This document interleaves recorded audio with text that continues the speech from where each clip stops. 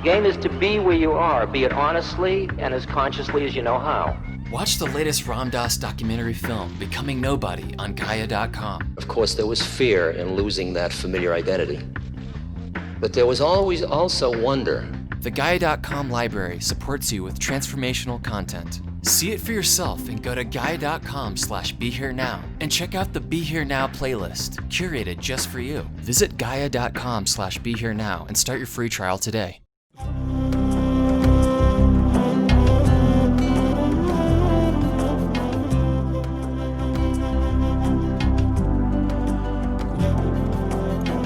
Welcome to the Jack Kornfield Heart Wisdom Hour. We are delighted to share with you Jack's innate common sense wisdom and his clear, open heart. If you are interested in supporting Jack's podcast, go to BeHereNowNetwork.com/Jack. It is a time that people all around the world, at least in the northern hemisphere, quiet themselves as well as we get closer to the darkest day of the year. And there are all the different kinds of holiday celebrations that go back to ancient times and that are there, fostered in all the different cultural and spiritual and religious traditions. And most of them have to do with light and lighting candles and fires and in some way trying to bring light. Not so much, it's sort of superstitious and inaccurate to think that it's light to bring the light back. What it is really is an acknowledgement that we carry an inner light as well as the outer light, and that we can also trust that light in ourselves and others, and that the light will return. And it becomes really important in these times, because they're tough times outwardly. We all have our personal dilemmas, but it's also kind of visible, the growing divisiveness in the world, the growing anti-immigrant, the growing fear-based tribalism, nationalism, racism, climate change, the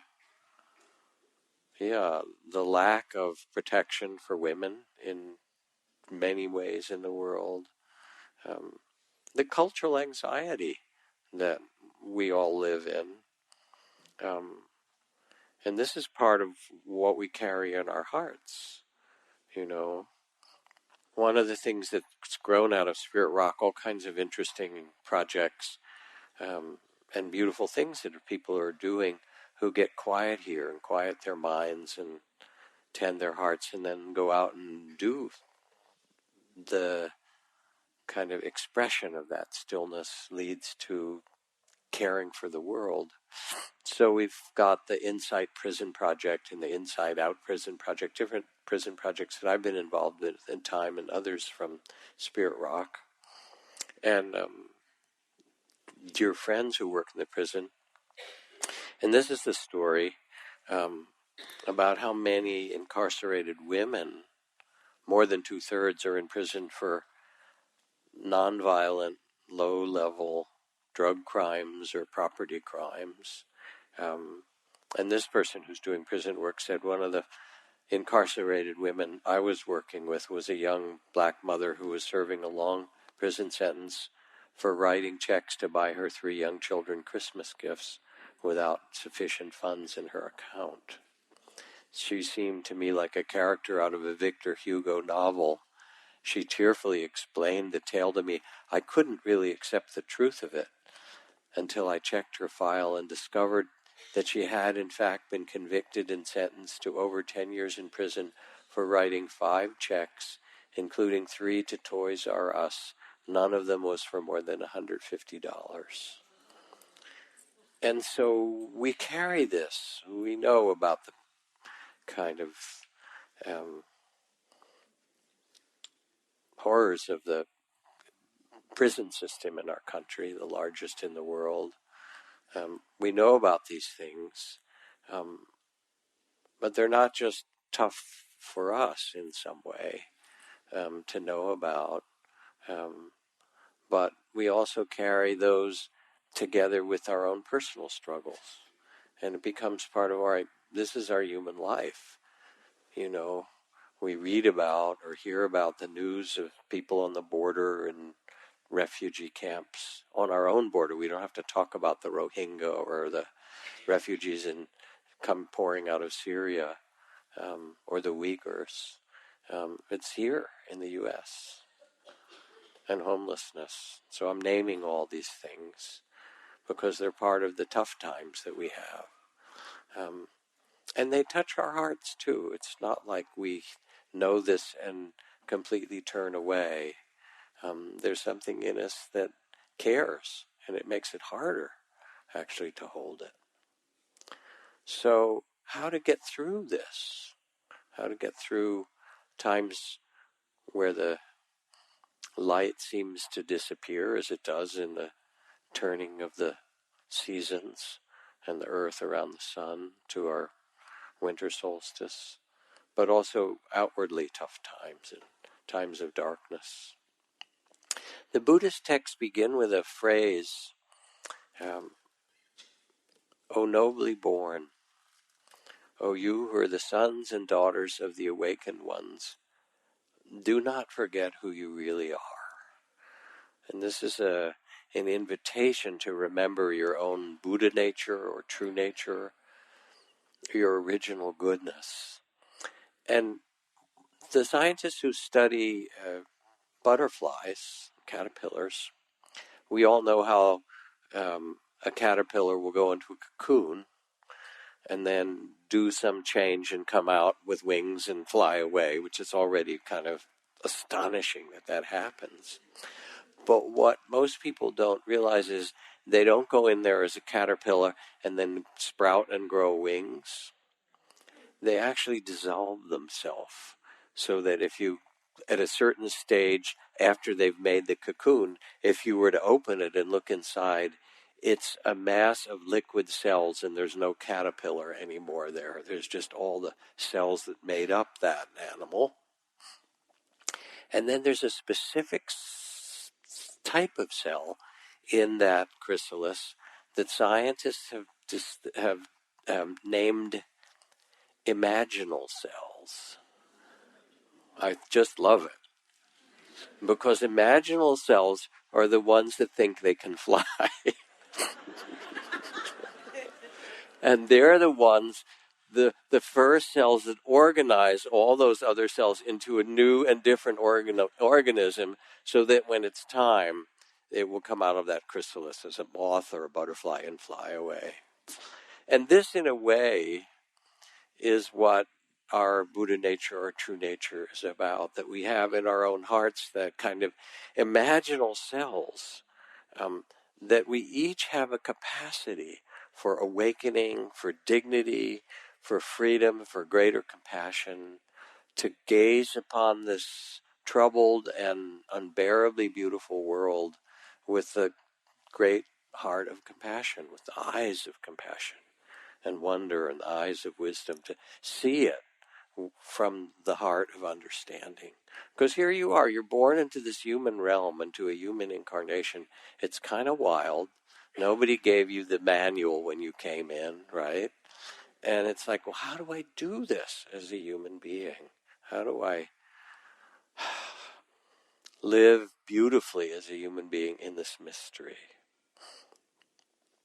I just came back. I've been traveling for a bit, and was helping with my beloved Trudy. She and I were together in Hawaii helping teach a retreat with Ram Dass, author of Be Here Now. Ram Dass is now 88 years old, and he's kind of frail. He's been in the wheelchair for 20 years, and he can't speak very many words this year. He's sort of losing his verbal capacity some. But he was there.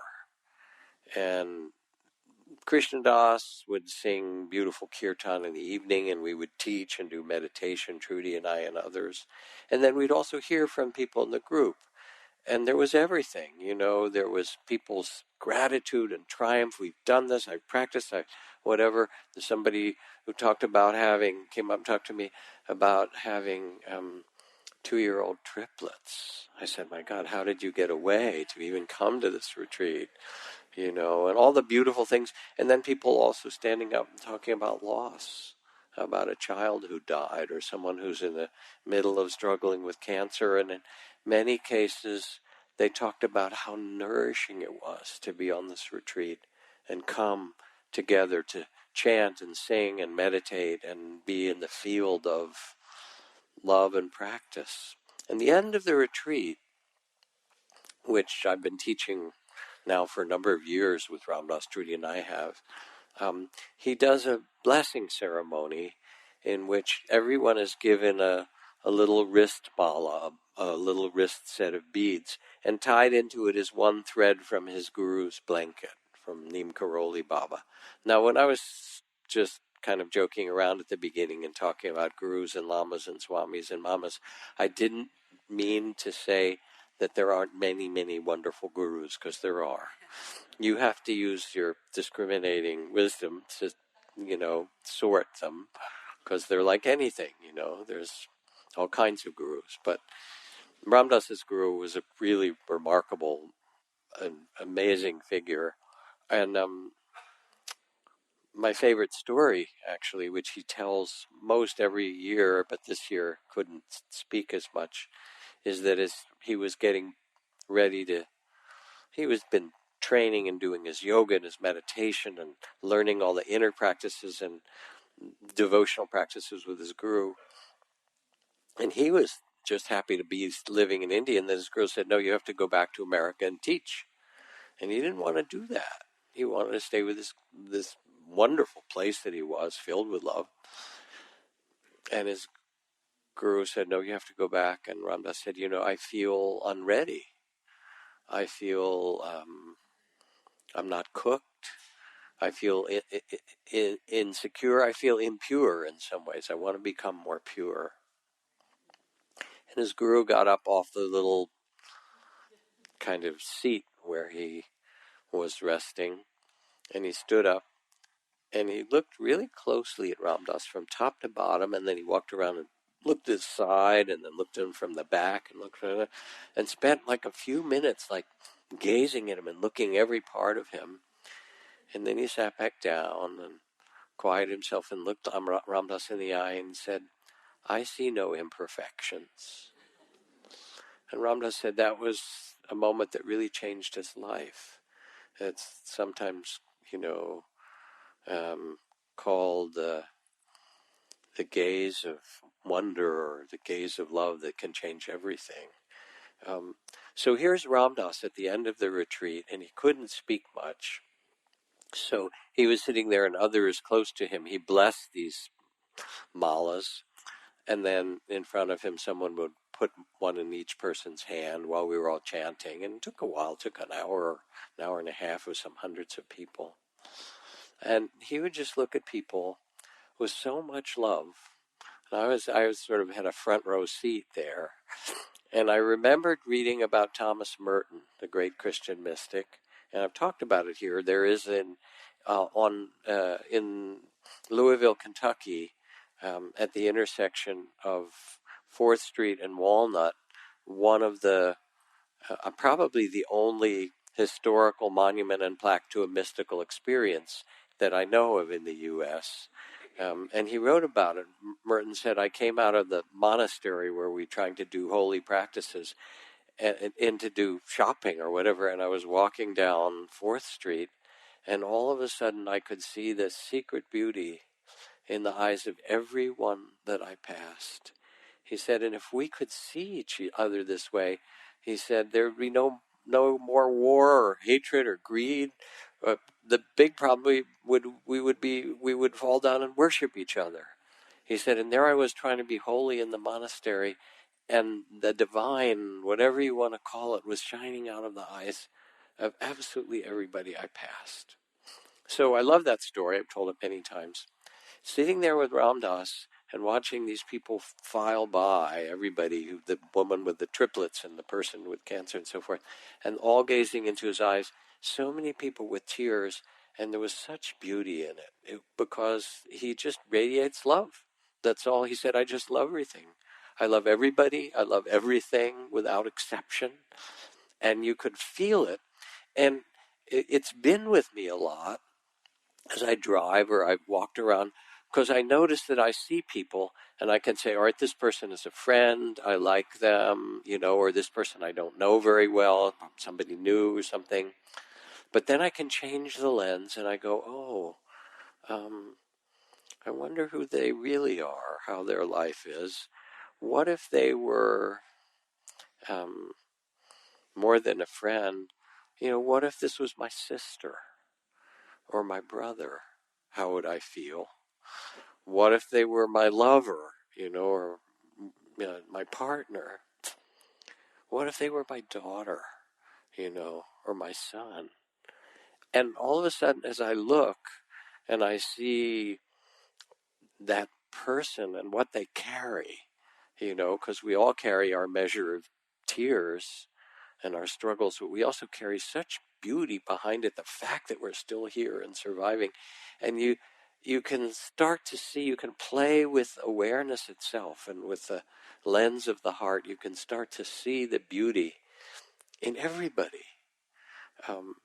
And it's just a different way of walking down the street, or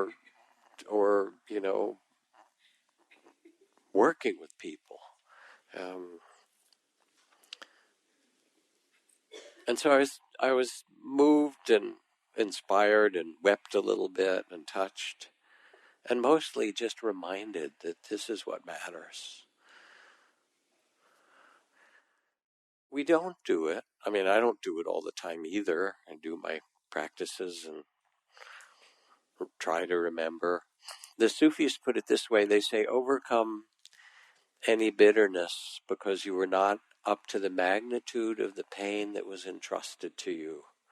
Like the mother of the world who carries the pain of the world in her heart, we are each endowed with a certain measure of that cosmic pain. You are called upon to meet it in compassion instead of self-pity. You're part of the mother of the world, and so you see each person, and they all have their troubles, and they all have their beauty. And when the heart is open, you can say, oh yes, this is my daughter, this is my son, this is the closest being in the world to me. And it changes things. But we're afraid somehow inside that our heart isn't big enough, that we'd get overwhelmed, that it's too much. So the other thing recently, 2 days ago, I was in Los Angeles, and Insight LA, which is the Los Angeles sister centers to Spirit Rock, run by my wife Trudy, my beloved, a series of different centers in LA. We had our annual benefit, and there were a number of wonderful speakers who came who do incredible work in the world. And the kind of pièce de résistance of the benefit was Father Greg Boyle, who started Homeboy Industries. He's a Catholic priest, and for any of you who don't know his book called Tattoos on the Heart, which there is in the bookstore, it's one of the most moving books that I've read in years and years and years. And he's a really remarkable person. And he was talking about his ministry, if you will, because what Homeboy Industries has done now for 20 years or more is take gang kids in and care for them, to teach them how to get a job, how to live in the world, support them. They have all kinds of industries, that they do contracts with the city to do things. They have cafes, Homegirl Cafe. There's one in the airport, actually, as well. But he gets these guys and these gals who, have been on the streets, have been part of gangs, and partly they're in part of gangs because they need a family and they need an initiation, and there's nobody to care for them or initiate them. If you were in the Maasai among Maasai people and you were a young man, they'd say, all right, go and, hunt a lion and come back, and now we'll see you as a worthy man in our community. Or same initiations for young women. But we don't have that for our young people. So they're trying to prove themselves. Anyway, they do it in a kind of undeclared war on the streets. There's lots of violence, lots of shooting, lots of rivalry. And in the middle of it is Father Greg. He knows them all. He's baptized a lot of them. He does rituals for them, for many of them. And as he said, sadly, he also buries some of them. And he said, my work is to take the people who've been disposed of by this culture, who've been denigrated and dispossessed and thrown out of, not only on the streets, but really thrown out of people's hearts. And I bring them in, and I see their beauty. And I make a real relationship with them, and they love him. And he's funny, and he's wise, and he was telling stories. He's full of amazing stories. He said, so I had these two homies come in, to work, and I put him to work after a while. He gets them ready. I put him to work in our bakery, all right? And these guys were from rival gangs that had been shooting at each other. He said, and that's the hardest thing for me, is when I have kids I love killing kids I love.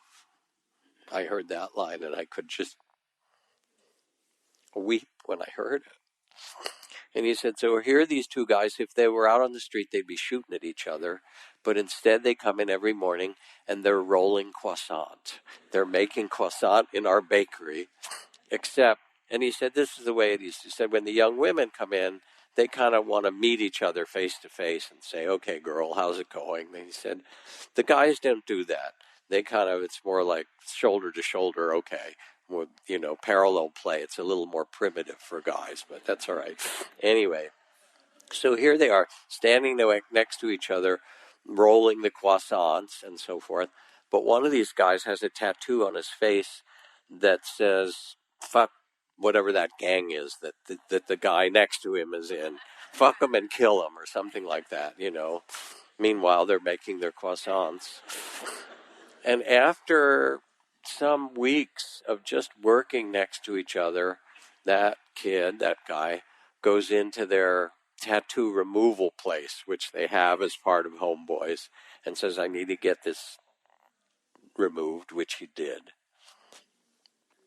And then he went back. He's still making the croissants. And then one morning he said, pointed to it. It was gone. It was quite, did that for you. And that was the kind of stories that he told. And you could feel his humility and his calling and his care and his bravery, to see those who we cast out in some way in our culture and our time, and see them with the eyes that Thomas Merton described, or Ram Dass, the secret beauty.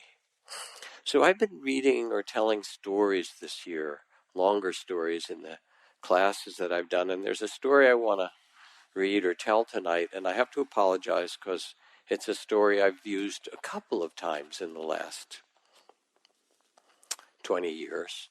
But some of you will have heard it, and you have to just think about it. It's like when I hang out with my grandson Desmond, who just turned 1 year old and is just this last week able to walk himself. He's sort of like drunk, like one of those little drunk people, but he can do it.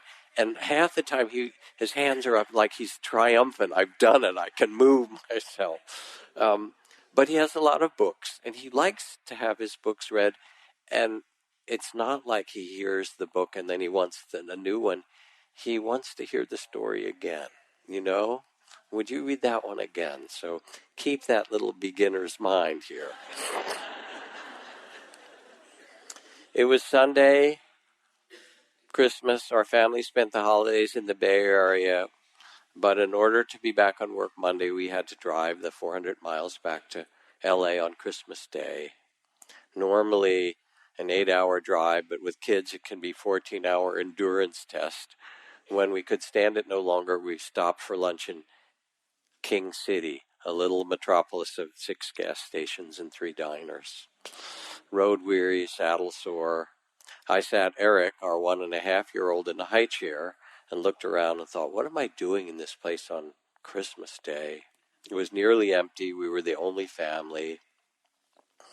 My reverie was interrupted when I heard Eric squeal with delight and glee, "Hi there!"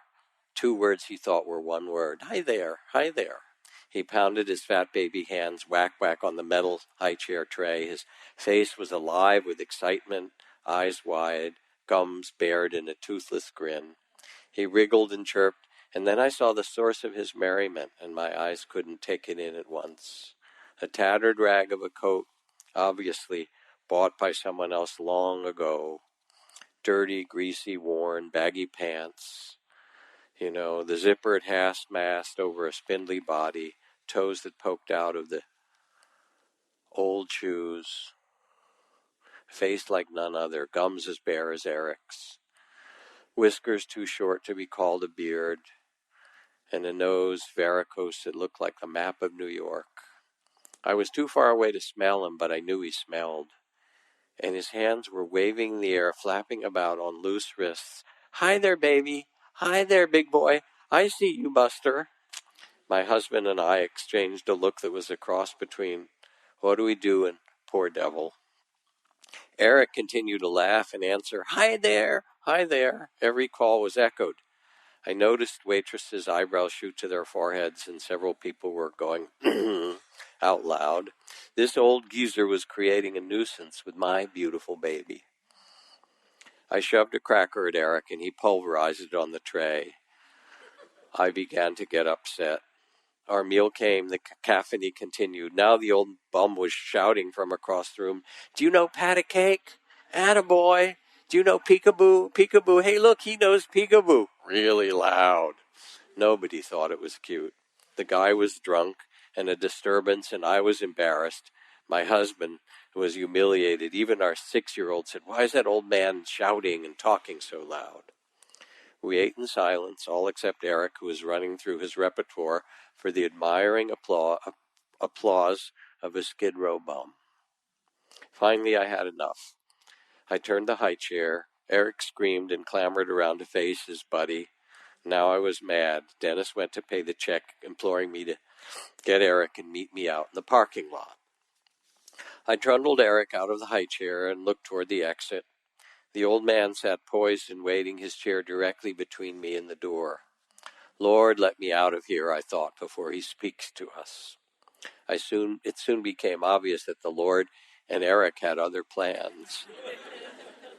As I drew closer to the man, I turned my back, walking to sidestep him. And as I did so, Eric, all the while with his eyes riveted to his new best friend, leaned far over my arm, reaching with both arms in a baby's pick-me-up position. In a split second of balancing my baby and turning to counter his weight, I came eye to eye with the old man. Eric was lunging for him, arms spread wide. The bum's eyes both asked and implored, "Would you let me hold your baby?" There was no need or way for me to answer, since Eric propelled himself from my arms into the man's. Suddenly, a very old man and a very young baby consummated their love relationship. Eric laid his tiny head upon the man's ragged shoulder. The man's eyes closed.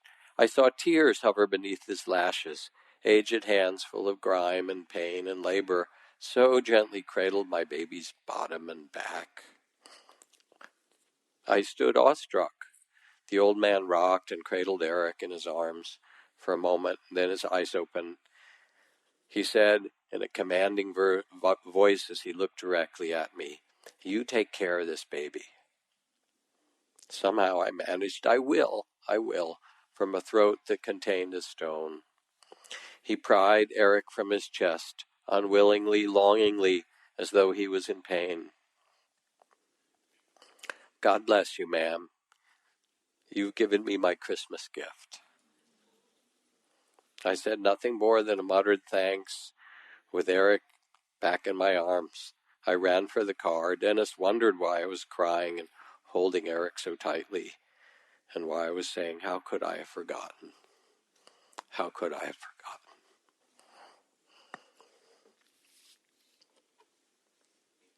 So this is really Father Greg's work, to see each person that comes through the door in that way, to see the humanity of every person.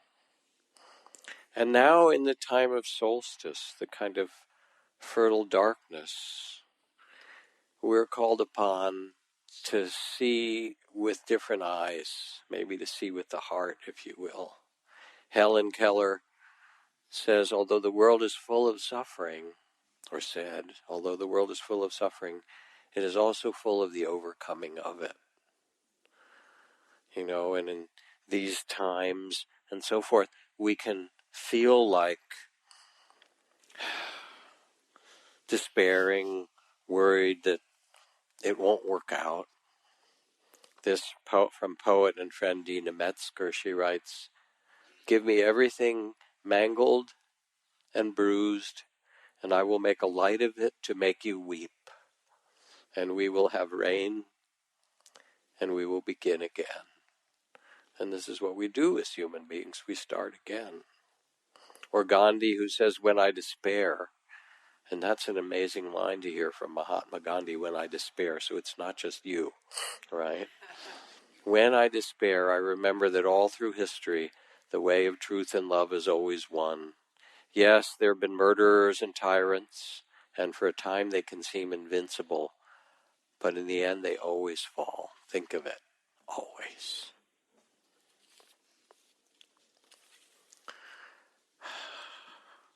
So it's collective,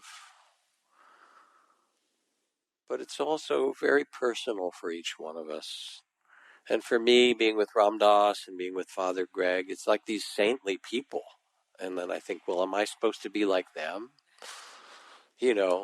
Still like my ego. Okay, I could be like them. No way. I can't. I can't be them. I can only be me. And I remember seeing in the movie Saint Misbehaving, which is a beautiful documentary made about Wavy Gravy. If you've never seen it, it's a great film. And at one point, there's Wavy Gravy, who's done all this great service work, working with, kids in hospitals and burn units as his clown thing that he does, or, working in India for Seva Foundation, which has now completed its 5 millionth eye surgery to return sight to 5 million blind people. Incredible stuff. And there's Wavy Gravy, who's a sort of wondrous and ridiculous character. Really he is, who I love. And he's got his altar, and the film is showing him making his morning prayer. And his prayer is something like, Dear God, please make me the best Wavy Gravy you can. And it's sincere, and it's also wacky, but it's just right, and I can sense in myself, I'm not going to be those sages and saintly people, but I can be more present, and I can be more attentive, and I can be more loving, and I can remember more often, and I can see with the eyes of love. And we all have this possibility. We're all both very fortunate, and we're unfortunate. That's how it is, being a human being. But in the middle of that, we each have the possibility for greater compassion, greater love, greater presence, greater wakefulness, greater freedom in ourselves. Hafez, the poet, says, fear is the cheapest room in the house. I'd like to see you in better living conditions. So what this means is to be unafraid to be happy. How's that? Because Father Greg is happy, Ram Dass is happy, the Dalai Lama is happy, Now I just named a bunch of guys. I could name some very wonderful women who are also happy, saints and sages of all kinds. I think of Ellen Sirleaf and Lehman Gaboy, who got the Nobel Prize, and they said, Liberia used to be known for its child soldiers, and now it's known for its women leaders. That the suffering isn't the end of the story, but it's actually possible to turn it around. And to be unafraid to be happy. This from Guillaume Apollinaire. Where are you? If I can find it. He wrote, "Now and then it's good to pause in our pursuit of happiness and just be happy. This is it. This is your life. It's actually possible to be unafraid to be happy, to be unafraid to love. If fear is the cheapest room in the house." And I remember this Pfeiffer cartoon. There's a woman, she's on her knees with her arms outstretched, saying, "I love you." And there's a guy standing there with his arms on his chest, and the little bubble response is, "Don't you threaten me."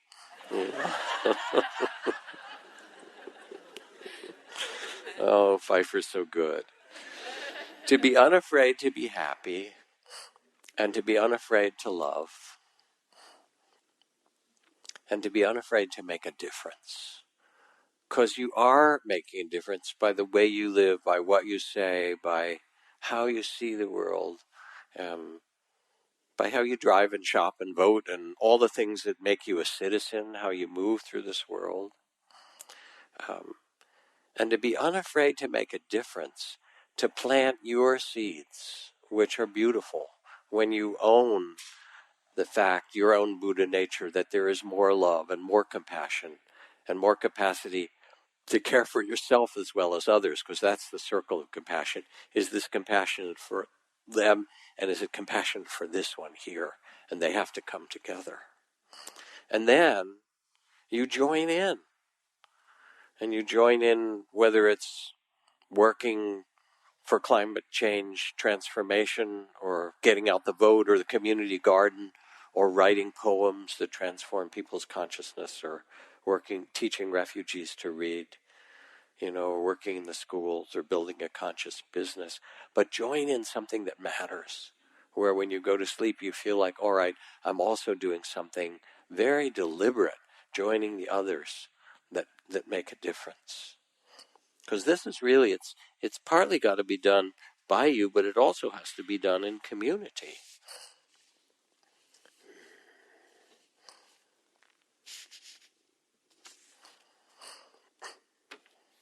Some years ago, on a sunny Sunday afternoon in Seattle, a young Catholic priest stopped to talk to a parishioner and her 5-year-old daughter, Carmen. The little girl had a new jump rope, and the priest, being young, began to demonstrate the intricacies of rope jumping from his own childhood. Delighted, the little Carmen began to jump, first once, then twice. The mother and priest clapped loudly for her skill. Eventually, the little girl was able to jump quite well on her own and wandered off with her newfound skill. Priest and mother chatted a few moments until Carmen, with sadder, wiser eyes, returned, dragging her rope. "Mommy," she lamented, "I can do it, but I need lots of clapping." So you have these things to plant, to change, whether it's the vote or the climate or the refugees or whatever it happens to be. But we also need each other in it. E.B. White said, "I wake up in the morning not knowing whether to save the world or savor it." This dilemma. And of course, the answer to all these kind of Zen koans is yes. The answer is yes, to save and to savor. And so you join others in this. Mr. Rogers' mother actually was the one that told him when their things are really difficult and there's some catastrophe or natural disaster or a big problem. She said, don't focus on the problem, on the fire, on the hurricane. Look for the helpers. look for the 1,000 people from Alabama and Georgia and various places who came with their boats. The Armada, I think it was called the Cajun Navy, right? From Louisiana, that went to Houston to take dogs off the roof and pick up mothers and their children. So you align yourself with those who care. And you plant your seeds, and it doesn't matter how long it takes. Poet Wendell Berry says, plant sequoias. They take 2,000 years. That way you get out of the head of thinking you're going to see the result, and you have the joy of planting the seeds for the long term. It's so mysterious. Don't be afraid to start anew. This is the perfect time. Not just New Year's resolution, by the way.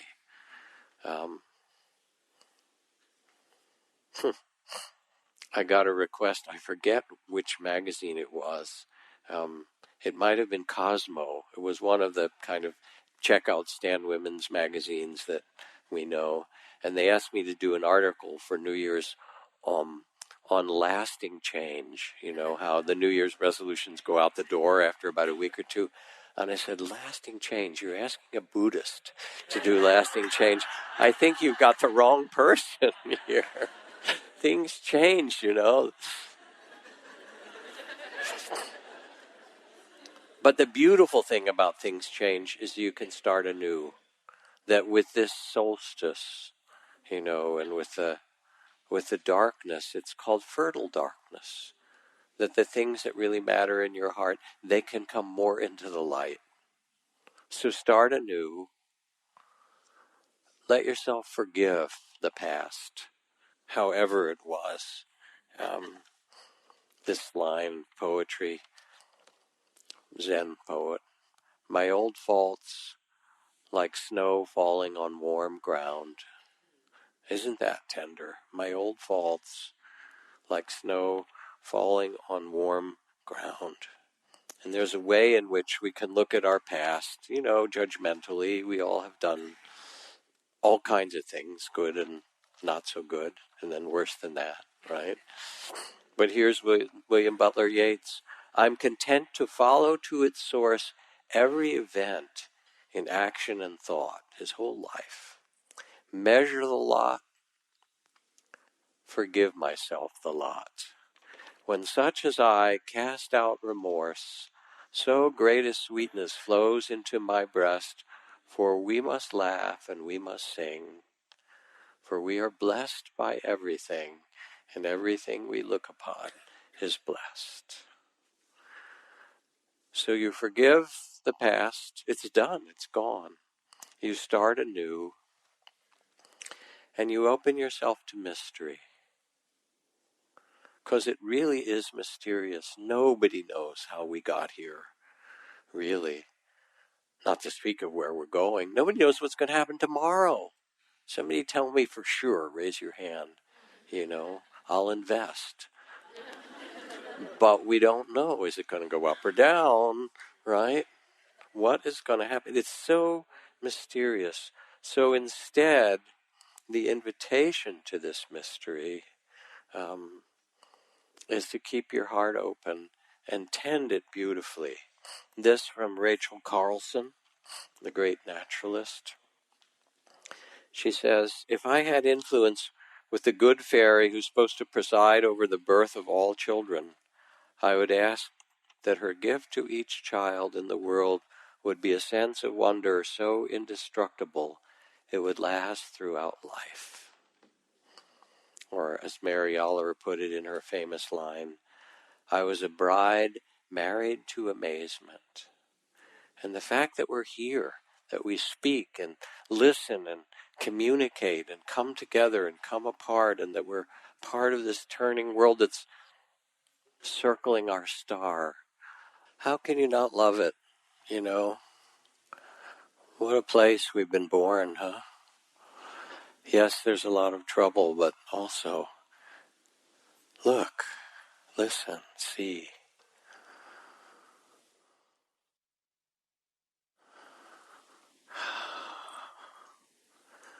such a mystery, and we get to see it and live in it, touch it, awaken in the midst of it all. I'd like us to do a little loving kindness practice before we do the blessing chords. And as you gaze at the earth and all the beings on it,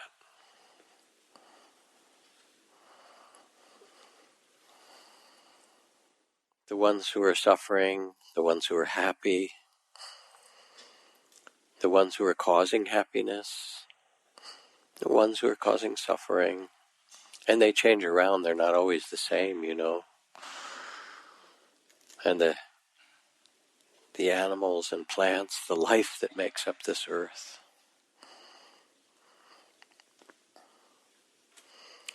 All of what Chief Seattle calls the beasts. He says if what happens to the beasts happens to humankind. And begin to do the practice of loving kindness, which is to open your heart. And first, as you see this globe, to think of the people you love the most, living their lives on this mysterious earth, and wish them well.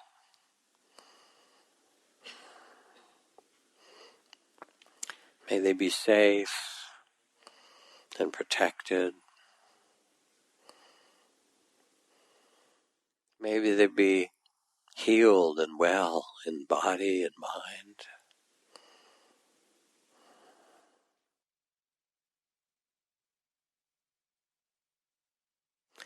May they be filled with the tenderness of compassion and loving kindness.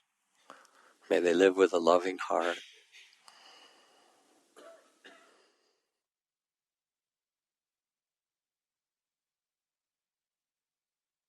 May they be happy.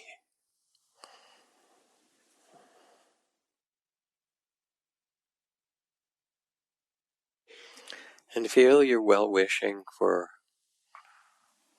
those you love, those you're close to, moving around in this mysterious earth.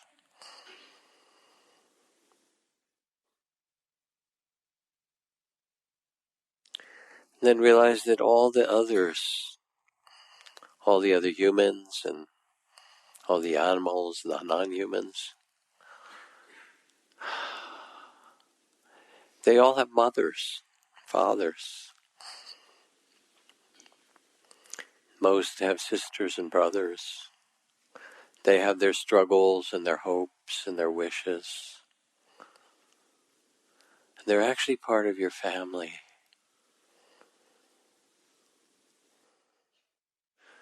Needless to say, some parts of your family don't behave so well. It's part of family, but they're part of our family, all of them. And wish, as you look at this beautiful globe, may you be free from hatred, all of you. May you be free from fear.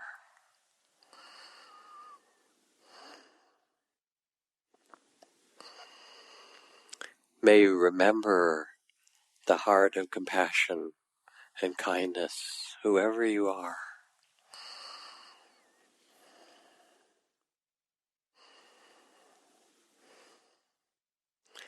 May you plant seeds of goodness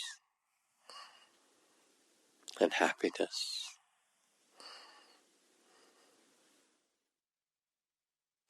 And the phrase in the text on loving kindness says, spreading the spirit of loving kindness and compassion to beings everywhere, in all forms, omitting none.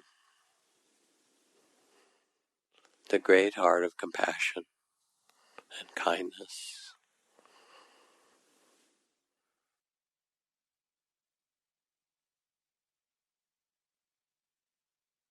Here we are, floating through the vastness of space and time.